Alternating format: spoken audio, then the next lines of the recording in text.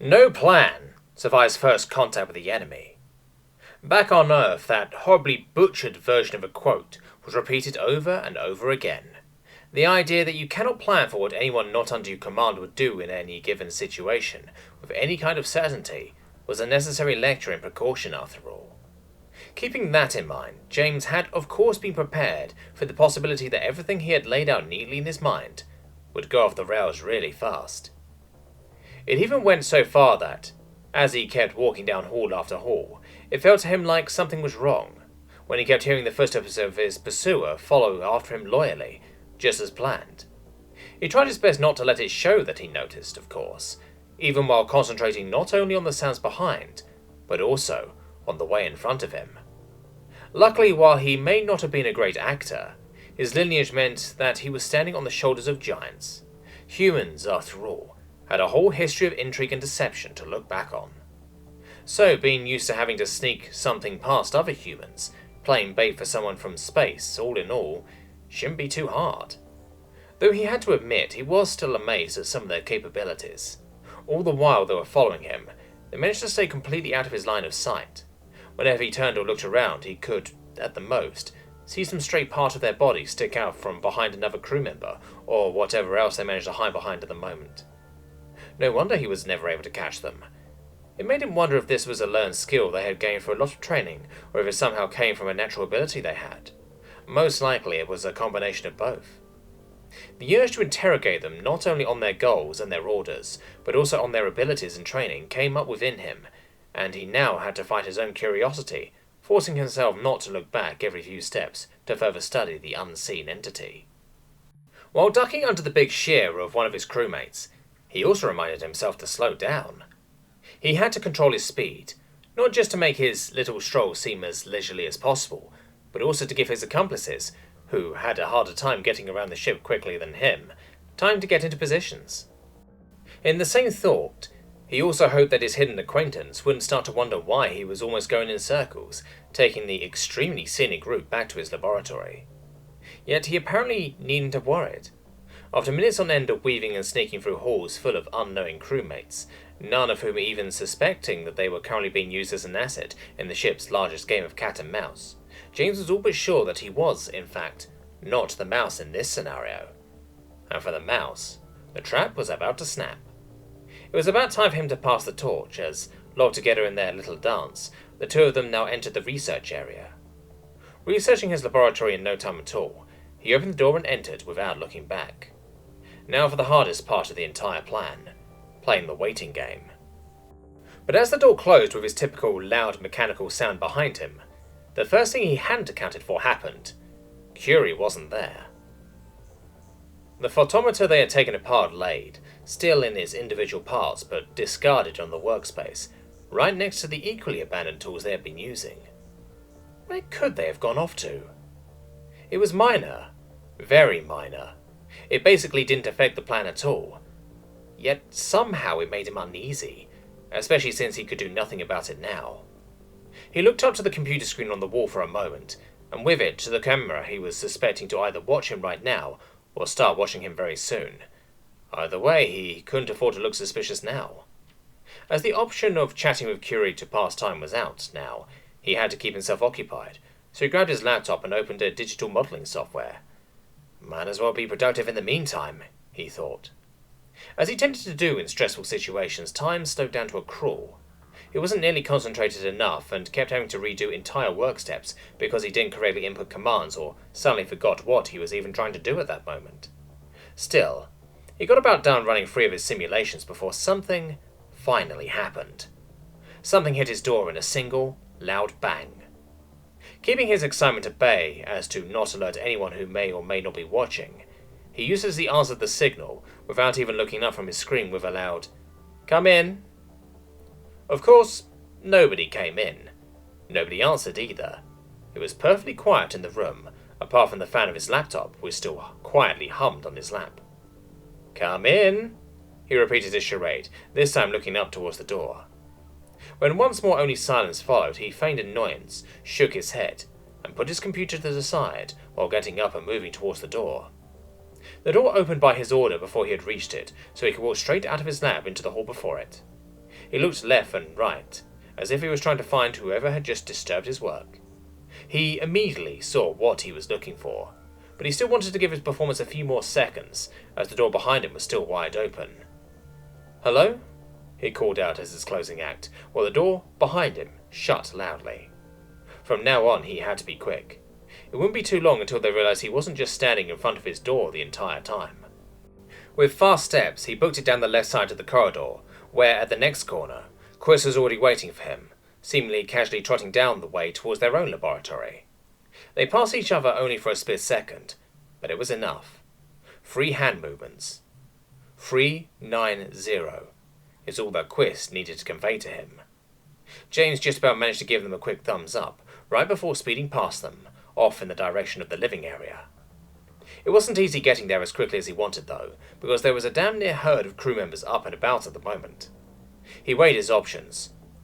On the one side, we wanted to stay mostly unnoticed to the best of his ability. On the other hand, there was a good chance he would miss the window of opportunity, should he decide to play it safe. Something told him to hurry. Maybe it was intuition, maybe it was instinct. Most likely it was just him being frustrated after having been hauled up in his lab without being able to do anything for most of the plan up until now. It didn't really matter. What mattered was the decision that he made. Maybe, just this once, cutting loose and not worrying about all his non-Deathworld surroundings would be okay. Somewhere back on Earth, his ethics and etiquette tutor, who had spent years of his life ingraining how to behave as a human within the galactic environment into him, probably had gotten a real headache right now. James's eyes raced around, scanning everyone and everything around him. He took in the size, speed, and movement patterns of every crew member close to him, constantly painting and editing a mental map of the ideal path to take past everybody. The low gravity would allow him a far greater range of movement than he would be able to on Earth, so he still had many options. Although, since he didn't want to endanger himself or anybody else, he discarded some of his more fun yet reckless ideas. When he was finally satisfied with the mental image of his route, he stretched and shook his limbs for a moment, in order to loosen them up from the usual control and restraint he normally put onto nearly every single one of his movements. After feeling nice and loose, he went into position, his legs at shoulder width. He put one foot down, bent his legs, and leaned forward. He took a deep breath, using it as his starting pistol. The oxygen-rich air filled his lungs, and he cleared his mind from everything but the task at hand. He felt his heart beating 8 times, his heart rate rising in anticipation. Then he breathed out. With a single strong push of his legs, he was off to the races, catapulting the entire mass of his body forward almost completely effortless. Immediately, all the eyes in his immediate surroundings were onto him. In his time on the ship, he had already gotten used to dodging limbs of bigger crew members, but his sprint now brought it to a new level. There were many appalled noises and yells as he slipped past some of the giants, every now and then coming dangerously close to hitting them, at least from their perspective. James of course knew he was never actually in danger of hitting anybody, even when he sometimes brushed against someone while squeezing through. When a group of contractors blocked his way by walking too slowly, he simply dived through the legs of one of them, a large reptilian. When he heard the group burst apart with shocked outcries, he was already gone and halfway down the hall. A bit later, some people were passing each other, obstructing his way for only a few seconds, but he didn't feel like waiting. One of the crew members closest to the wall wasn't much taller than he was, so he decided that the best way would be over their head. Jumping towards the wall, he easily reached the ridge, meant to be traversed by tiny crew members, and hoisted himself up, using it as a stepping board for a long jump through the air, only landing again meters behind them, causing a loud bang as he impacted the floor. Everybody even remotely close to his landing area quickly backed away from him with big eyes. Some people even accidentally knocked into each other, or passed by, causing even more of a commotion. However, James, who hadn't even been slowed down by his heavy impact, quickly slipped away from the chaos, squeezing through between a large, dark-throat bovine and an equally large insectoid, just after they had collided, and apparently greatly upsetting both of them in the process. He didn't pay them any mind and continued his semi-reckless dash through the maze of passageways, until he had reached what he thought to be the last corner before arriving at his destination. Stopping was complicated a bit by the low gravity, making it harder to entirely counteract his momentum without losing his grip on the floor, but after a few clumsy jumps and stumbles, he came to a grinding halt. He had stopped, just in case, considering he may have screwed up his timing, and also not to cause another commotion so close to his target.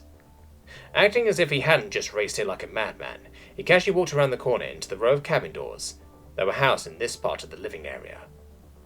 On Earth, even and odd cabin numbers would have most likely been divided across the left and right side, but on board, the rooms were numbered anti-parallel along the halls, meaning the numbers to his right were vastly higher than those on the left. 390 was just in front of him, however, so he tried to stay as attentive as possible while closing in on the area where it would be, keeping his eyes and ears open.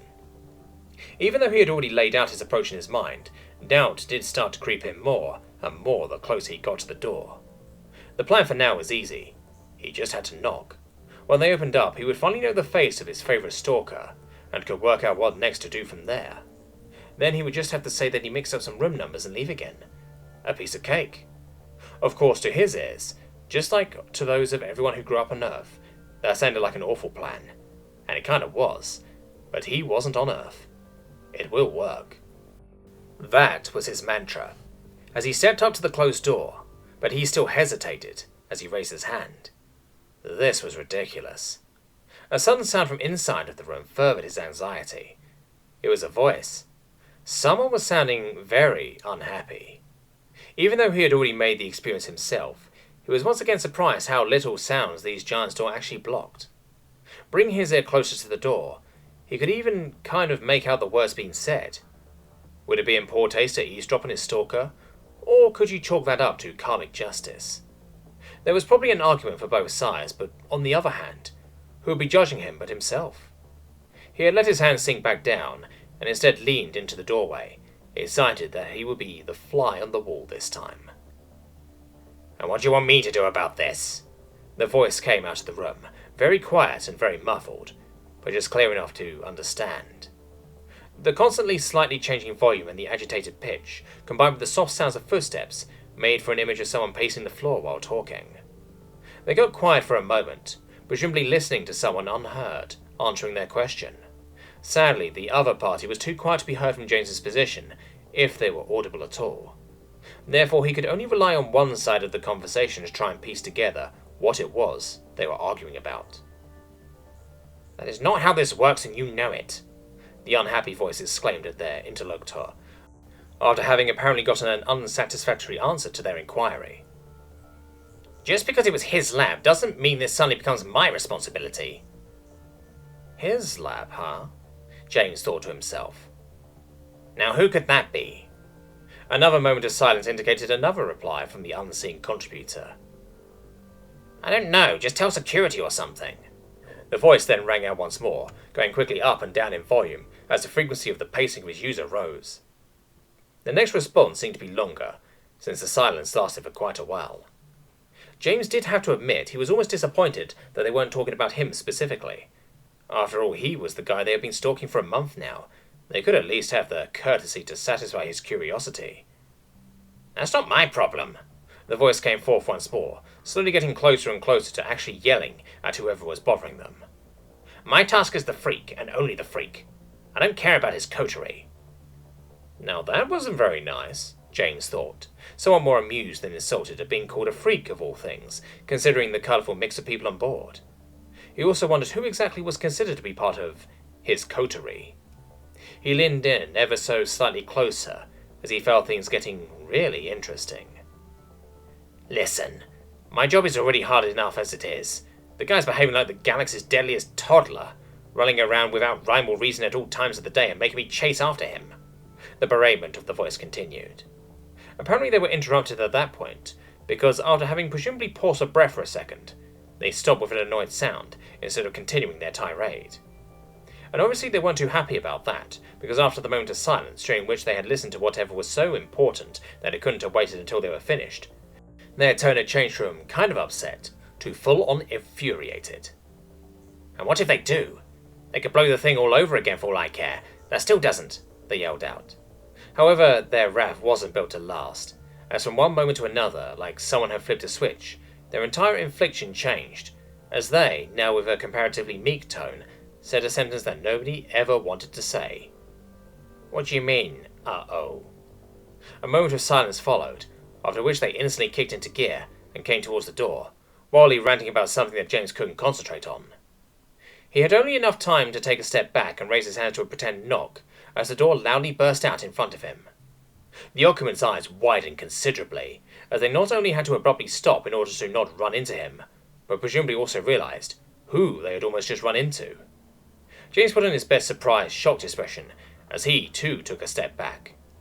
In front of him stood what he guessed to be a macrocecilid of sorts, standing just a little bit shorter than him, with an untypically long, sleek body. Their fur was blonde, with a white pattern across it. Their large, almost completely black eyes were about as wide open as they could be as they stared into his. And in something that was presumably akin to a nervous tic, they wildly moved around their trunk, which was about the size of James's forearm, with an unsettling, wet sound. "What are you?" They started a sentence, probably stopping themselves just short of actually asking him what the hell he was doing there. James decided to roll with it, however. A human, if you need to know," he answered indignantly, pretending to be offended by the question. Then he feigned a bout of confusion and took a few steps away in order to look at the plaque, showing off the cabin number. There he also saw the name of his new friend for the first time, Officer Reprick. Interesting. His unknowing opponent in this battle of wits stood almost completely frozen in place. Striking his forehead with a loud smack, James let out a groan. "Well, I'm an idiot. I'm at the wrong cabin," he said to no one in particular. Still playing on being upset, he started walking away from the cabin, mumbling a brief excuse at the terrified, oversized critter. As he had planned, they carefully began to follow him right as he got out of sight. To solidify his excuse and following alibi, he now had to reach the right cabin while they were watching him. Luckily, Moore's cabin wasn't far, so he quickly paid her a visit, thereby also confirming to her wordlessly that the plan was over and had worked, before he returned to his laboratory. It was time to rest up and get back to the planning stage. As he returned to the large empty room, Curie had still not come back, their work still laying unchanged from the moment he had left. Seeing that, he began to wonder, mulling over what he had heard earlier once more. What could it mean? His thought process was interrupted, however, as the silence was broken by faint sounds. At first, he was going to just dismiss it and keep thinking, until he realized they were coming from the ground. Confused, he sat down and put his left ear on the floor. He felt it more than he heard it, but it was there. Not only could he hear the sounds, but he also quickly realized he knew those sounds. In fact, he knew that pattern of sounds, one metallic clank vibrating the ground after another. And the pieces fell into place.